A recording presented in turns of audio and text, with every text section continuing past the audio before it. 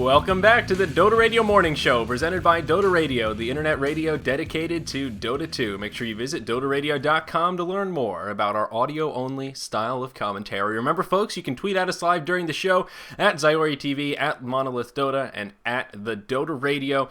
And, we may field some of your tweets live on air as they pertain to what we're talking about. Welcome back, folks. We're here with episode number 11. Oh, we've got a good one coming up for you today. Hashtag drama is the topic of discussion. We're going to talk Dignitas. We're going to talk Sigma. The fucking Mad going to be joining us in part 2 of today's episode to talk about how Sigma became the 9th team to participate in MLG Columbus coming up in less than 2 weeks away. Remember, folks, you can email into the show, morningshow at dotaradio.com, morningshow at dotaradio.com with any thoughts, questions, concerns, feedback, anything like that. And the portal, of course, dotaradio.com/morningshow, where all this good stuff will be archived. So today we're back with almost the regular crew. It seems getting the three of us together is a difficult feat these days. Hippie not with us today, as we are coming at you live at an interesting time, starting 3 hours later, 1 o'clock p.m. Eastern Standard Time, all the way over here on the East Coast. It's the afternoon show today, as it may be. So, but after 5 episodes, was it, without any Charlie action, we've got our Master of Communications, Monolith, back with us. Charlie, my friend, how are you, sir? Good. Good, all things considering. It's good to finally be back from Korea. But I'm okay. I'm okay, all things considering. I think Good. we'll talk about that more. Yes, it sounded like you were going to tear up for a second there. So glad to hear you're doing well in good spirits, and you'll be happy to hear our first piece of news here today. Has nothing to do with you guys. We're going to start off on a totally different track. We're going to talk Resolution and Scandal. They are parting ways with Empire. Now, this is one of these kind of shocking, maybe is a good word. We had No Tail on Monday, and we asked him about what it takes to have a team roster that stays together for a long time. How do you hold that group of people together for more than just a couple months, as we've seen a lot of players shuffling here, especially in the past couple days. So, No Tail kind of talked a little bit about how it was, you got to be friends outside of the game, and having those long-standing relationships really help to increase your fun level and not let the stress get to you. I don't know much about these two players in particular. I've never spoken to either of them one-on-one. Someone actually sent me a message requesting we get Scandal on as a guest to talk about it a little bit. Charlie, do you have any insight? Were they removed? Did they quit? Are they moving to other teams? Do you have any insight about this Empire parting ways with Resolution and Scandal?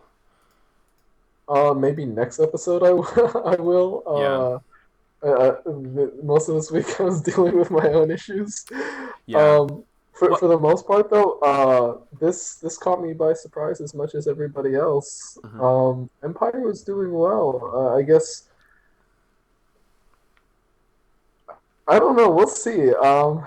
I have a feeling there'll be more announcements to come regarding those two players. Yeah. I'm really surprised.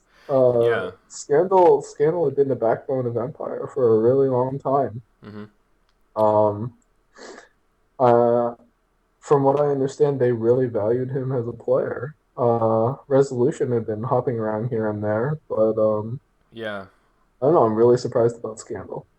Yeah, and it says, we part as friends without any conflicts. We'll continue to support each other in the future, I hope, and he'll find a solid team.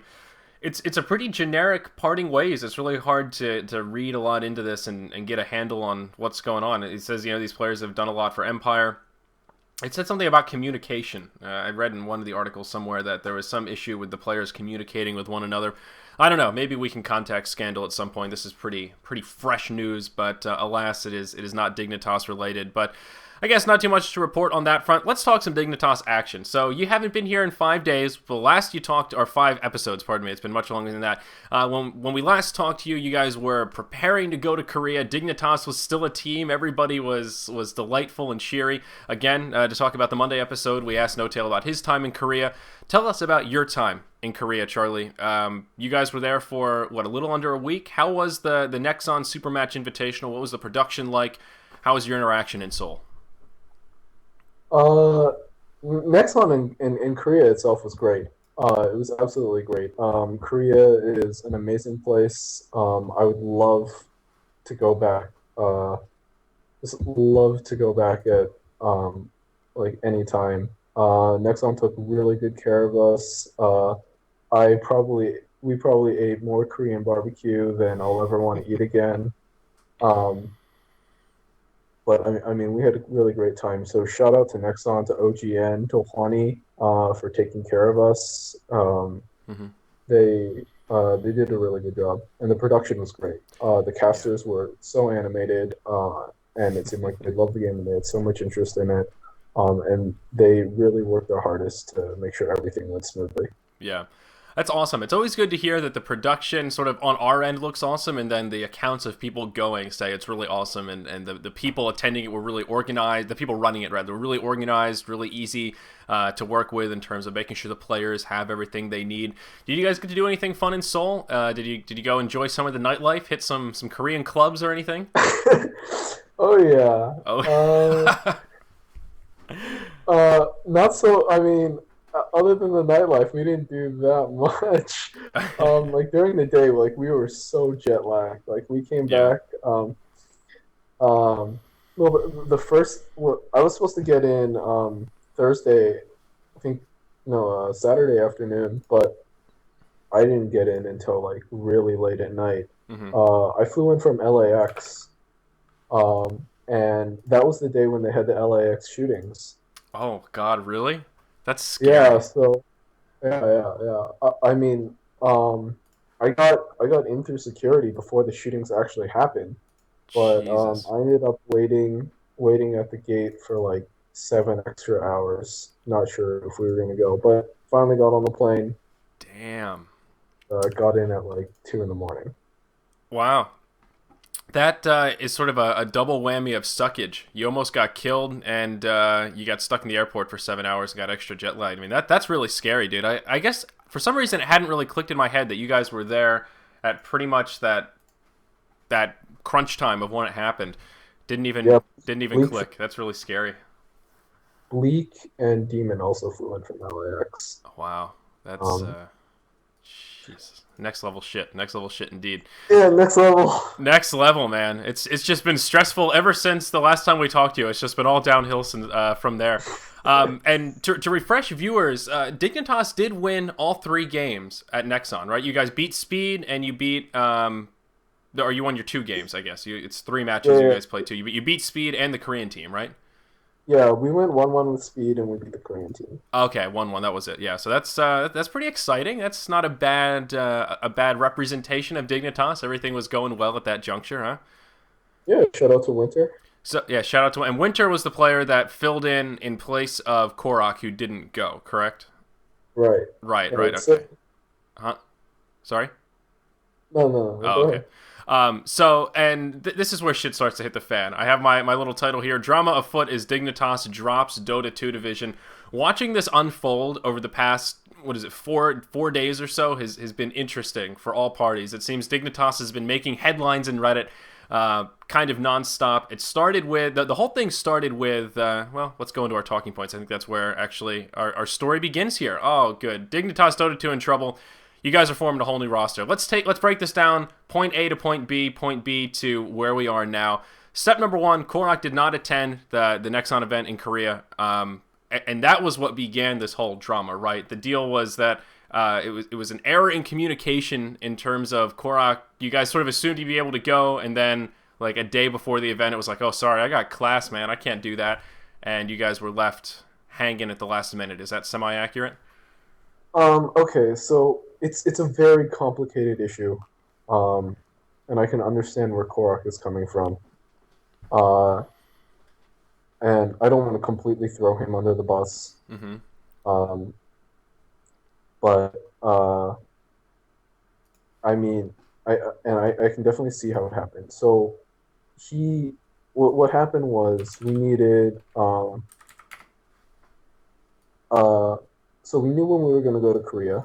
Korok said he had that was midterm time for him, but he said as long as he gets a flight itinerary and an official invitation from Nexon, um, he can get out of it. Mm-hmm. Um, and without saying too much, we got those things, but the timing was a little bit off. And his professors, despite having those things, his professors didn't let him go. And I found out about that basically the day before. Um, and then Okay. he called me before I was about to board my flight, saying that he missed his flight and that he couldn't go. I said, um, you know, I was about to board my flight, so I couldn't talk very long. But I talked to him. Right. I said, try and work it out, message your dean or something. Hmm. I will put you on the flight myself, but I have to board my flight right now. Right. And so got on my flight, went to Korea. When I got back, tried to message Steven. And he didn't. I didn't get a response for a while, and none of the rest of management could contact him. None of the other players could contact him. Hmm. And at that point, I just uh, Demon contacted Winter, and then I booked his flight myself, and we got Winter. Yeah. So okay. It's good to have that level of detail because in all the articles I've read, I didn't quite gather that. The way it was spun in the media was more like Korok said he could go, and then a day before said he couldn't, missed his flight, and you guys were stuck hanging. So um, I can at least understand where he's coming from. Like you said, you get stuck in that kind of, okay, do I ditch all of my midterms and flunk this semester that I already paid for so that I can go to Korea, or do I skip Korea and burn my team and not fail all of the classes that I have already paid for at university? I can see how that could be a bit of a conundrum for him, but unfortunate the way the whole thing kind of ended up unfolding, so to speak. So you guys came back from Korea, and the first big piece of news was Korok removed from Dignitas, and the post was short and sweet, basically effective immediately, problem of communication, bailing on the trip, and that was it. It, it was pretty much the communication issue. Like I can understand, Right. uh, like not going on the trip. Shit happens. But in the end, you got to talk about it. And I guess Odie didn't like the fact that that he didn't talk about it. I still talk to Steven sometimes. Um, and I'm gonna miss him as a person. Yeah. Uh, but professionally, the organization couldn't do it with him. Yeah, and this is part of that conundrum where we have a lot of these players kind of stuck in limbo, where maybe they have the skills, and if there was an infrastructure for them to be able to play Dota full time and not have to worry about other stuff, this wouldn't be a problem. But this is just part of the issue when you have these part-time pro gamers, full-time student, full-time gamer. This kind of shit's inevitably going to happen, and it does take a certain level of maturity, certain level of just caring to be able to transcend the barrier of being able to work well on both sides, and also having the brass to stand up to your professors. That's one thing I learned in my last semester was that, man, you're paying their salary. You can afford to be a little aggressive with your professors and not take some of their bullshit, but that's a story for another time. So we're not done yet. Korok removed, so Dignitas is hanging out. There were some rumors that you guys traded Korok for Way2 from We Liquid. did. You did. We did. Okay, so We did trade Korok for Witu. okay. And shout out to Team Liquid for being really good about that. And being really accommodating and easy to work with on that front. Okay. All right. So then after that, this is where things start to get a little more fuzzy. But I have Bleak and 1437 decide to follow suit, and they leave the team. And then you're basically left with Demon and Infinity, and I guess Way2 as sort of their three man show. No, What way too into Liquid. and Way2 stayed with Liquid. Korok is done. And so it's just Bleak and 1437 left. You're left with Demon and Infinity now on the Dignitas roster. What happened with Bleak? Oh my! I'm Uh-oh. sorry. I'm gonna Product. take care of this. Okay.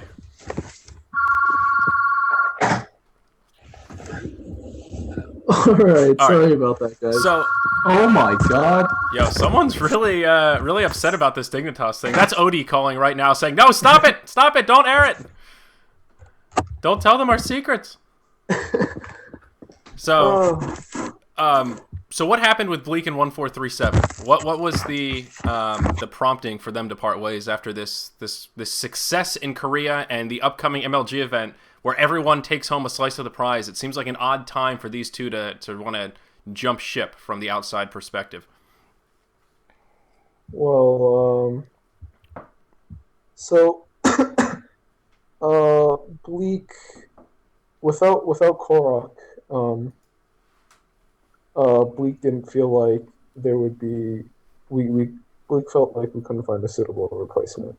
And then without Bleak 1437 didn't think we could find another two, and it was just like dominoes at that point. But Okay. shout outs, but Infinity and Demon, they those are really dedicated and hardworking guys. Not to say that any of the rest of them aren't, and they have but the other ones have like other things going on in their lives that they need to take care of.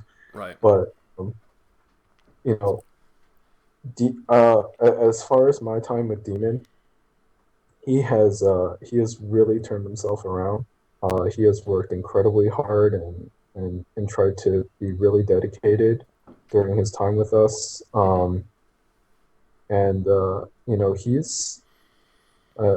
He's pretty committed to this. Like after all the hits that this team is taking, he's just like, all right, I'm going to keep going. Right. Grab as many people as I can. I'm going to try and still get us to MLG. Right. Frankie as well. A lot of people have said that he's one of the most talented players in North America to never play on a pro team until now. And he has a great attitude, incredible skill. Like Frankie's going to go far in the future. Like this isn't the end for him. Right. And it doesn't sound like it, but that's another good thing. See, again, the domino effect is not what was communicated in all of these press releases. It was more like Bleak and 1437 left. And it makes much more sense to say, okay, they lost one, then Bleak was cynical, they could find a replacement in time. And then once he started getting a little more cynical, then 1437's like, all right, I got to get out of here before this whole ship sinks. And then all of a sudden you've got a two-person roster. Now, there's another array of issues that come aboard when you've lost three members. Replacing one is okay. Pretty much every tournament understands that happens, and they're fairly lenient about bringing in a new player who wasn't on the qualified roster, if you will. Two players, okay, some tournaments will deal with it, some tournaments won't. Usually they will in the interest of not having you forfeit matches. Three players, now tournaments are looking at you guys as a new team. Yes, you're still Team Dignitas, but you've lost the majority of your core that qualified, and this isn't even really the same team anymore. And that's some of the issue here that comes up next, because step 4 on my slides, the directing manager, Odie, pulls the plug on the Dota 2 division. And it was actually Dignitas as an organization that withdrew from the MLG tournament, not the players. Is that correct? Demon and Infinity were serious about trying to find 3 replacements with short notice, but it was Dignitas that said, you know what? This is already a disaster. We're going to cut our losses here. We're going to stop, and then we're going to reevaluate, right? Right. At that point, we had a good run with Full Sail in Korea. But at this point, it's we feel really bad for Demon and Infinity, but we are a business and we have to, right. Make sure we go forward on stable footing. We don't want to just grab another 3 players. Corey, Zion, PPD were slated to be the replacements. And from my interactions with them, they're up and comers, talented, have potential. Right. But we don't want to go through the same thing again, and we'd rather just pick up a stable roster whenever the opportunity comes along. Right. So for now, we're just waiting. Yeah, so of course with that, pulling the plug on the team means Dignitas drops out of MLG Columbus. Another important thing to reiterate, they were not disqualified by MLG. It was the other way around again. The plug pulling, MLG was sort of more screwed than the other way around. And as you mentioned, Demon and Infinity getting the short end of the stick, but such is life. Not much can be done about it when you only have 2 players for a 5-man game. So then MLG is left with this option is, okay, now do we take this kind of hybrid Dignitas / Stay Free team, even if it's not under the official Dignitas banner, bring them in? Do they bring in Stay Free? Do they bring in Shadow Fiend Eats Cake? Do they bring in someone that was in 2nd place for that 9th team qualifier? What do you do there? And that was a topic of hot discussion, as we'll see a little bit later on here in episode 11 of the Dota Radio Morning Show. But they opted to bring in Sigma International, and I think that was the smart choice. I personally kind of like it. It feels a little bit out of left field because Sigma have had absolutely no hand in the MLG Columbus run so far. They haven't played at any of the matches. Of course, they're a French team, European base, so their presence in MLG is not there. And that was where our good friend, What Is Hip there, Mr. Greg, was tweeting about how he thought that it should have gone to a North American team to fill that slot because that's really what it was set up for. But I saw Adam App tweeting this morning, and he said, this has really turned into a $100,000 international event. We're more concerned with getting the best of the best, making this event as good as it can be, rather than, ensuring that we have another North American team here. And I can get on board with that, because if you think about all the other teams that are being invited, are you going to try and tell me that DK have a hand in MLG? Hell no. Nothing at all. They're a Chinese team. Same with Alliance. Same with Navi. They're doing CIS EU stuff. So I don't know. What do you think about Sigma taking the place of Dignitas at Columbus? I'm sorry. Sigma ain't replacing Dignitas. Yeah. I think they're a fine choice, to be honest. The French team has been around for a while. They're well known. They're talented, and they're a stable team with a sponsor behind them. As far as the argument that they haven't been involved in Columbus, and they were sort of brought in just like that, so were almost every other team there. Yeah. And as for not giving the invite to Demon and Infinity +3, while I think those two definitely deserve the chance to go to Columbus, and they're great people, and the crowd would have gone crazy for them, especially Demon. I think I can understand MLG's decision. Yeah. This is an international event for them. They want the best teams. They don't want some popular players put together. Right. And some of it also is the fact that they were able to get their shit together so quickly. This is like a less than 2 weeks turnaround here for, okay, we're booked, ready to rock and roll, let's make this happen.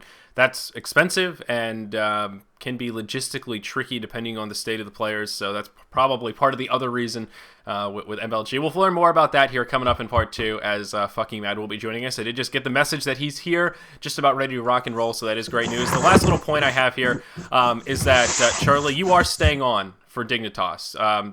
I had some people seem to be confused about dumping the Dota 2, the current squad means that Dignitas is done with Dota 2, and that's not really the truth. They're just taking a break and reevaluating and trying to decide what will be the next best step for the Dignitas Dota 2 division, and with that, you are still on as part of the Dignitas staff, correct? Yes, I'm still part of management. I have been so for the better part of a year now, so I am still staying on. Right.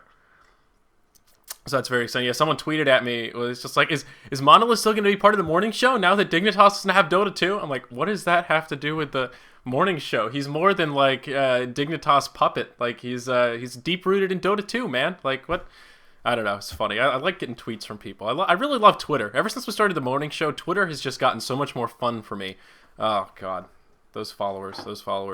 So that about takes us to the end of part 1 today, I think. And we'll get the fucking Mad on here after our break. We'll get old Greggy on here to open up that interview, and we'll kind of go from there. So don't go anywhere, guys. Part 2 of the Dota Radio Morning Show, episode number 11, coming up here after just about a minute break.